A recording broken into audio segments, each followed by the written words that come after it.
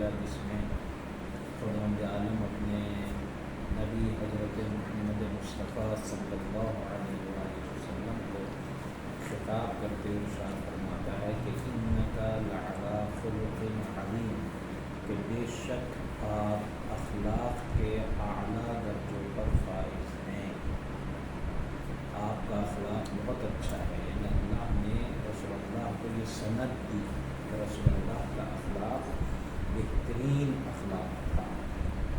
آج ہماری گفتگو اخلاقی کے حوالے سے ہے۔ اس میٹنگ اور جلسے میں ہماری کوشش یہ ہوگی کہ بعض اخلاقی نکات کو آپ کے سامنے بیان کیا جائے۔ سب سے پہلے ہماری گزارش یہ ہے کہ بہترین انسان وہ ہے کہ جو وقت پر آئے اور اپنے ساتھ دوسروں کو بھی نیک کام کے لیے لے کر آئے۔ صرف انسان کا خود نیک بن جانا کافی نہیں ہے، بلکہ اپنے ساتھ دوسروں کو بھی نیک کام میں شریک کرنا یہ بہترین ثواب رکھتا ہے۔ لہٰذا ہماری گزارش ہے آپ سے کہ آپ ٹائم پر تشریف لائیں، انشاءاللہ ہر طرح سے آمادہ ہو کر تشریف لائیں اور اپنے دوسرے ساتھیوں کو بھی لے کر آئیں، تاکہ آپ کو بھی اور بیان کرنے والوں کو بھی مزہ بھی آئے کہ ہاں کوئی چیز بیان ہو رہی ہے، سننے والے سن رہے ہیں، بالکل حوصلے سے سن رہے ہیں۔ بالکل ایسے ہی ان اپنے جلسات کو میٹنگس کو کریں جیسے پہلے انجام پاتی تھیں۔ انشاءاللہ مجھے امید ہے کہ آپ ایسا کریں گے اور وقت پر اپنے دوستوں کے ساتھ تشریف لائیں گے۔ آج ہم اخلاقی گفتگو کریں گے تاکہ ہمارا کردار بہترین کردار ہو، ہمیں دیکھ کر لوگ ائمہ کو یاد کریں کہ ہاں یہ ان کے ماننے والے ہیں، یہ ان کے چاہنے والے ہیں۔ اسی لیے امام جعفر صادق علیہ السلام نے فرمایا تھا کونوا لنا زینا ولا تکونوا علینا شیئا، ہمارے لیے زینت کا سبب بننا، ہمارے لیے نعوذ باللہ ذلت کا سبب نہ بننا۔ یعنی مطلب کیا ہے مولا کا؟ مولا کہنا چاہتے ہیں کہ ایسے مت بننا کہ لوگ ہمیں برے الفاظ سے یاد کریں کہ کس کے چاہنے والے اتنے برے ہو گئے، بلکہ ایسے بننا کہ لوگ تمہارے عمل کو دیکھ کر ہمارے لیے زینت کا سبب بنے تمہارا عمل، لوگ ہمیں یاد کریں کہ جب ان کے شیعہ اتنے اچھے ہیں تو ان شیعوں کے امام کتنے اچھے ہوں گے۔ انشاءاللہ ہم سب کوشش کریں گے۔ اور جس آیہ کریمہ کو میں نے تلاوت کرنے کا شرف حاصل کیا، اس میں اللہ نے کیا اعلان کیا کہ اے رسول آپ اخلاق کے بہترین درجوں پر فائز ہیں۔ اخلاق کے بہترین درجوں پر فائز ہونے کی تفصیل قرآن مجید کی دوسری آیت میں اللہ نے تھوڑی سی بیان کی ہے۔ لیکن اخلاق یہ اچھا نہیں ہے کہ میں جب آپ مجھ سے اچھے مل رہے ہیں تب آپ سے اچھا ملوں، جب آپ مجھ سے خوش ہو کر مل رہے ہیں، اچھے سے بول رہے ہیں، مسکرا کے بول رہے ہیں، تب میں مسکرا کر بولوں۔ اخلاق حقیقت میں اس وقت پتہ چلتا ہے جب آپ غصہ ہوں، پھر میں اخلاق مسکرا کر آپ سے بولوں۔ جب آپ نعوذ باللہ میرا کچھ حق چھینیں، پھر بھی میں آپ کا حق ادا کروں۔ جب آپ نعوذ باللہ مجھے گالی دیں، لیکن پھر بھی میں آپ سے ہنس کر مسکرا کر اچھے ڈھنگ سے ملوں، تب پتہ چلتا ہے اخلاق۔ ورنہ انسان اور جانور میں کیا فرق ہو گیا؟ آپ جانور کے ساتھ اور میں جانور کے ساتھ اگر اچھا برتاؤ کریں، جانور بھی اچھا برتاؤ کرتا ہے، اس کو ڈھیلا ماریں تو وہ بھی ہم پر بھونکتا ہے۔ تو اگر میں بھی ایسی ہو جاؤں کہ کوئی مجھ سے اچھا بولے اس سے اچھا بولوں، کوئی مجھ سے برا بولے تو اس کو برا بولوں، تو پھر نعوذ باللہ میں جانور ہوں۔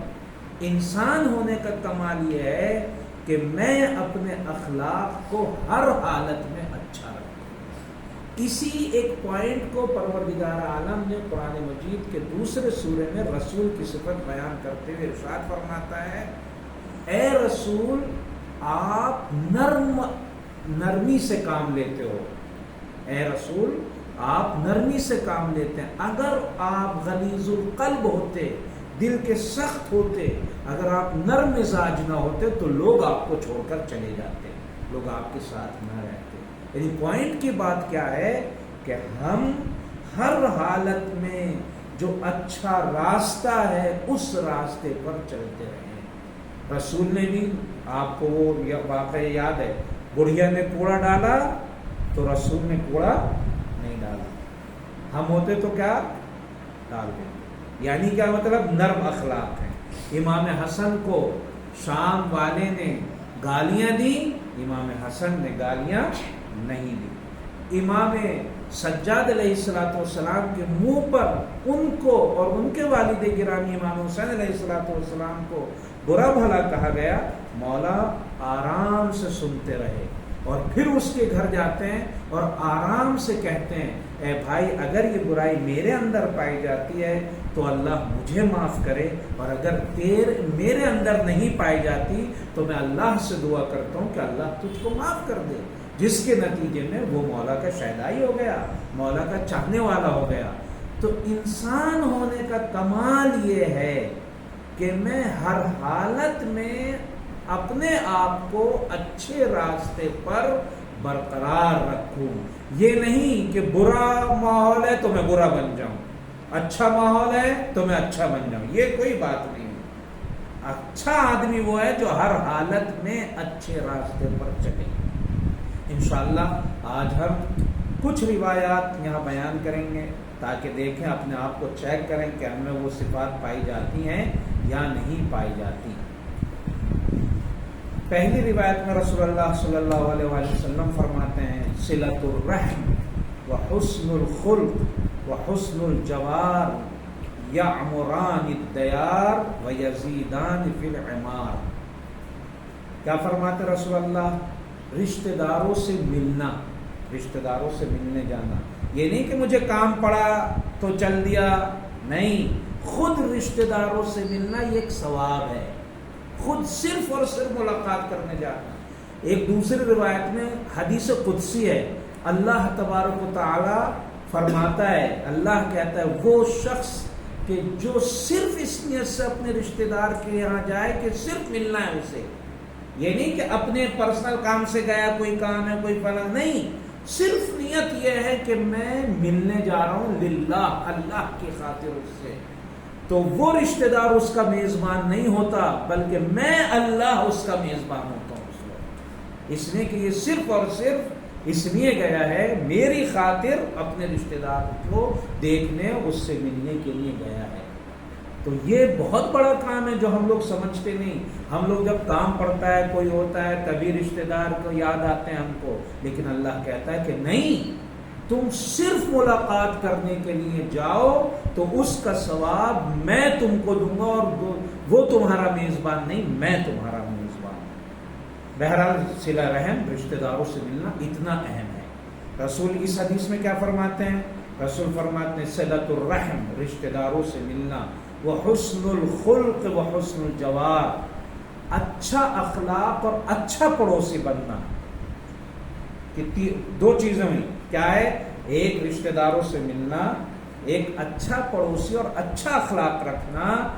یعمران الدیار، یہ انسان کو آباد کرتا ہے، یہ گھروں کو آباد کرتی ہیں یہ چیزیں، اس سے آبادی ہوتی ہے. ہم سمجھتے ہیں ہمارا رشتہ دار آ گیا، کم ہو گیا ہمارے پاس. رسول کہتے ہیں نہیں، اس سے بڑھتا ہے. یعمران الدیار، اس سے گھر آباد ہوتے ہیں. وَيَزِيدَانِ فِي الْعِمَارِ، اور عمروں میں اس سے اضافہ ہوتا ہے، انسان کی عمر طولانی ہوتی ہے جب وہ اپنے رشتہ داروں سے ملتا ہے اور اس کا اخلاق اچھا ہوتا ہے. پھر دوسری روایت میں رسول فرماتے ہیں اقربکم غدا منی فی الموقف اصدقکم للحدیث. فرماتے ہیں کل یعنی قیامت کے دن، جب قیامت محشر ہوگی اور سورج ایک نیزے پر ہوگا، کوئی کسی کا ساتھ لینے والا نہیں ہوگا، سب پریشان ہو رہے ہوں گے، تو رسول فرماتے ہیں کل یعنی قیامت کے دن وہ شخص مجھ سے سب سے قریب ہوگا، نزدیک ہوگا. جو رسول سے نزدیک ہو گیا وہ سائے میں ہوگا یا نہیں ہوگا؟ سورج ان کے اشاروں پر چلتا ہے، ساری نعمتیں اس کو مل گئی، گویا کہنا یہ چاہتے ہیں رسول، یعنی وہ وہاں پریشان نہیں ہوگا چونکہ میرے ساتھ ہے۔ کون ہوگا؟ اقربکم غدا منی فی الموقف، کل مجھ سے سب سے زیادہ نزدیک وہ شخص ہوگا، کون؟ اصدقکم للحدیث، جو سب سے زیادہ سچا ہوگا، جو سب سے زیادہ سچ بولے گا وہ مجھ سے سب سے زیادہ نزدیک ہوگا۔ آپ کو پتہ ہے، آپ جانتے ہیں کہ رسول میں ساری اچھائیاں پائی جاتی تھیں، لیکن رسول کو جو مکے والوں نے، کافروں نے، مشرکوں نے جو یاد کیا جس لقب سے، وہ صادق اور امین، سچا شخص اور امانت دار، امانت میں خیانت نہیں کرتے تھے رسول۔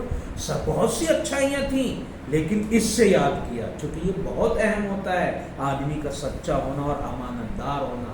اور رسول نے بھی امانت داری کو اتنا نبھایا کہ جان کے دشمن قتل کرنے کے لیے تیار ہیں شب ہجرت، لیکن رسول امانت میں خیانت نہیں کرتے، بلکہ امانت علی ابن ابی طالب علیہ السلام کے ہاتھوں میں دے کر جاتے ہیں کہ جب میں چلا جاؤں تو ان کی امانتیں واپس کر دینا۔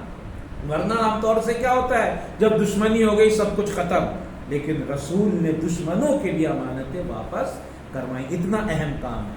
تو رسول فرماتے ہیں اقربکم غدا منی فی الموقف، کل محشر میں مجھ سے سب سے زیادہ نزدیک وہ شخص ہوگا جو سچا ہو، وَأَدَّاكُمْ لِلْأَمَانَةِ، اور امانت کو اچھی طرح سے ادا کرتا ہو، اچھی طرح سے ادا کرتا ہو۔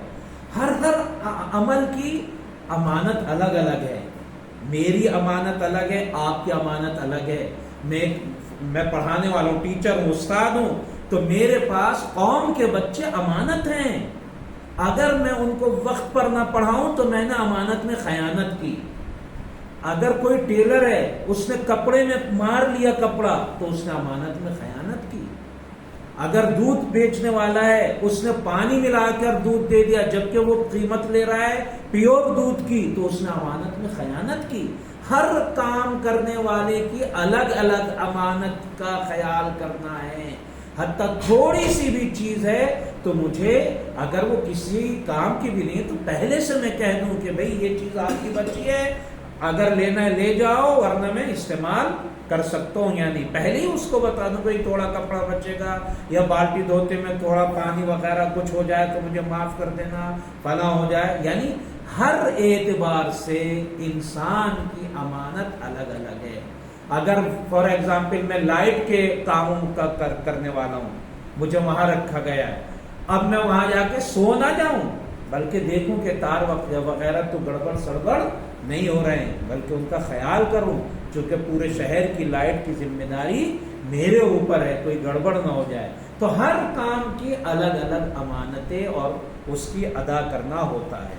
تو رسول فرماتے ہیں محشر میں مجھ سے سب سے زیادہ نزدیک جو سب سے زیادہ سچ بولے گا وہ ہوگا، اور جو بہترین امانت ادا کرنے والا ہوگا وہ ہوگا، وَأَوْفَاكُمْ بِالْعَهْدِ، اور جو اپنے عہد، جو اس نے عہد کیا ہے، جو سوچا ہے، جو اپنے پروردگار سے عہد کیا تھا، جو اپنے مولا سے عہد کیا تھا، جو اپنے بھائی بہن رشتہ داروں سے عہد کیا تھا، عہد کو وفا کرنے والا وہ مجھ سے زیادہ نزدیک ہوگا۔ وَأَحْسَنُكُمْ خُلْقًا، اور جو بہترین اخلاق والا ہوگا وہ مجھ سے سب سے زیادہ نزدیک ہوگا۔ وَأَقْرَبُكُمْ مِنَ النَّاسِ، اور جو لوگوں میں مل جل کر رہنے والا ہوگا۔ یہ نہیں کہ اپنے آپ کو الگ کر لیا، وی آئی پی پرسن، مجھ سے کوئی ملتا نہیں، فلاں میں، یہ نہیں۔ وَأَقْرَبُكُمْ مِنَ النَّاسِ، اور جو لوگوں کے درمیان ان سے زیادہ قربت کا خیال کرے گا وہ رسول سے زیادہ نزدیک پایا جائے گا۔ پھر میں خلاصہ کروں اور اپنی بات کو مکمل کروں۔ رسول نے اس حدیث میں، اگر ہم یہ چاہتے ہیں کہ محشر میں رسول سے نزدیک رہیں تو ہم کو یہ 5 صفتیں اپنے اندر پیدا کرنے کی کوشش کرنا چاہیے۔ سب سے زیادہ سچ بولیں، سب سے زیادہ امانت کو ادا کریں، کیے ہوئے وعدے کی وفا کریں، اپنے اخلاق کو اچھا کریں، اور آخری کہ لوگوں کے ساتھ مل جل کر بہترین طریقے سے رہیں۔ اللہ سے دعا ہے کہ وہ رسول کے صدقے میں ہمیں اپنے اندر اچھائیوں کو پیدا کرنے اور ان کو پھیلانے کی توفیق عطا فرمائے انشاءاللہ۔ والسلام علیکم ورحمۃ اللہ وبرکاتہ۔ اللهم صل على محمد وآل محمد وعجل فرجه۔